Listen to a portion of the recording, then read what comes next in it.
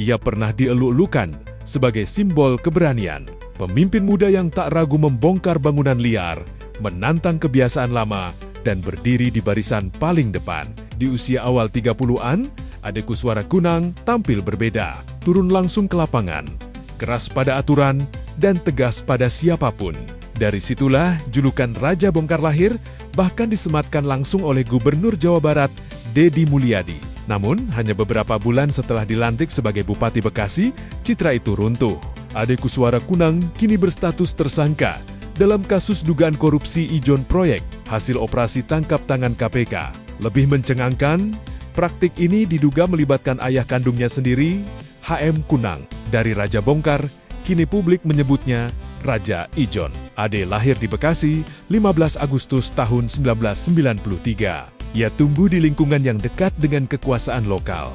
Ayahnya dikenal sebagai figur desa yang berpengaruh. Sejak muda, Ade disebut akrab dengan dinamika politik akar rumput dari proyek, relasi, hingga cara kekuasaan bekerja secara informal. Dalam Pilkada 2024, ia memosisikan diri sebagai wajah baru, anak daerah, berani, dan tegas. Ia dilantik Presiden Prabowo Subianto pada 6 Februari tahun 2025, menjadi Bupati definitif termuda Kabupaten Bekasi. Namanya makin melambung setelah Deddy Mulyadi berulang kali memujinya di ruang publik. Deddy menyebut Ade berani melawan arus demi mengembalikan jati diri Bekasi, terutama soal penertiban sungai dan bangunan liar. Bupati Bekasi, si Raja Bongkar.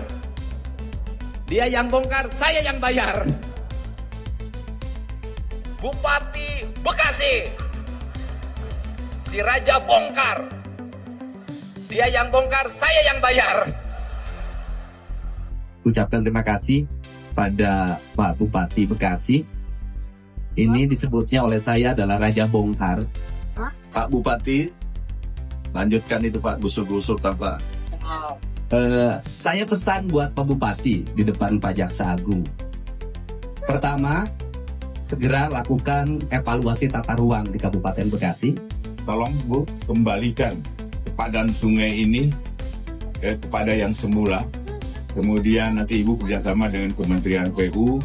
Bu, kalau ada yang ngeyel, masih nggak mau, silakan gunakan kewenangan Ibu untuk pidana. Dan saya menunggu laporan. Bahkan dalam sebuah acara, Ade disebut sebagai Bupati Muda, Kaya Raya. Saat itu dianggap candaan. Kini, ucapan itu terasa getir. Laporan harta kekayaan menunjukkan total aset Ade mencapai 81,8 miliar rupiah, mayoritas berupa tanah dan bangunan. Angka ini sejak awal memancing pertanyaan publik. Dan pada 18 Desember tahun 2025, KPK melakukan OTT. Ade diamankan bersama ayahnya dan pihak swasta. KPK mengungkap adanya praktik permintaan ijon proyek sejak Desember tahun 2024 dengan total aliran dana miliaran rupiah. Peran sang ayah disebut aktif, bukan sekadar perantara. Pada kesempatan ini KPK akan menyampaikan hasil kegiatan tertangkap tangan terkait dugaan tindak pidana korupsi berupa penerimaan hadiah atau janji oleh penyelenggara negara di pemerintah kabupaten atau Pemkab Bekasi. Kegiatan penangkapan ini dilakukan pada hari Kamis, tanggal 18 Desember 2025 yang bermula dari laporan pengaduan masyarakat. Setelah dilakukan pemeriksaan intensif pada tahap penyelidikan dan telah ditemukan dugaan peristiwa tindak pidananya, maka perkara tindak pidana korupsi di Kabupaten Bekasi ini diputuskan untuk naik ke tahap penyidikan. Kemudian setelah ditemukan kecukupan alat bukti, KPK menetapkan 3 orang tersangka, yaitu Saudara ADK, Bupati Kabupaten Bekasi periode 2025 sampai dengan sekarang, Saudara HMK, Kepala Desa Sukadami, Kecamatan Cikarang Selatan, sekaligus juga ayah dari Bupati, dan Saudara SRJ, selaku pihak swasta. Kemudian total ijon yang diberikan oleh SRJ kepada ADK bersama-sama HMK mencapai 9,5 miliar. Pemberian uang dilakukan dalam 4 kali penyerahan melalui para perantara. Selain aliran dana tersebut, sepanjang tahun 2025, ADK juga diduga mendapat penerimaan lainnya yang berasal dari sejumlah pihak, sehingga totalnya 4,7 miliar. Dalam kegiatan tangkap tangan ini, KPK turut mengamankan barang bukti di rumah ADK berupa uang tunai 200 juta di mana uang tersebut merupakan sisa setoran ijon keempat dari SRJ pada ADK melalui para perantara. Jadi setelah dilantik ya pada akhir tahun yang lalu, akhir 2024, saudara ADK ini kemudian menjalin komunikasi dengan saudara SRJ, karena SRJ ini adalah kontraktor, maka proyek-proyek yang nanti akan ada di tahun 2026 dan seterusnya gitu ya, itu sudah dikomunikasikan dengan saudara SRJ dan sering meminta sejumlah uang, padahal proyeknya sendiri belum ada gitu ya, seperti itu. Kasus ini juga mengingatkan publik pada kisah warga yang terdampak kebijakan penertiban. Ketika rakyat kecil diminta patuh dan tertib,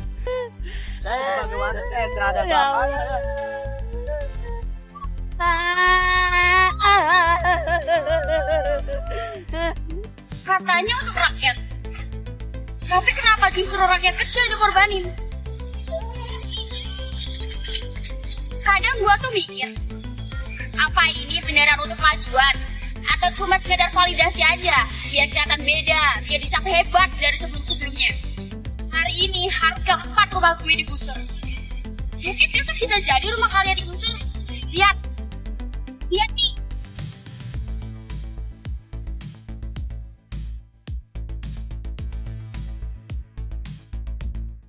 Dibungkus rapi atas nama pembangunan. Tapi keadilan kemana? Kami cuma minta satu, dihargai sebagai manusia.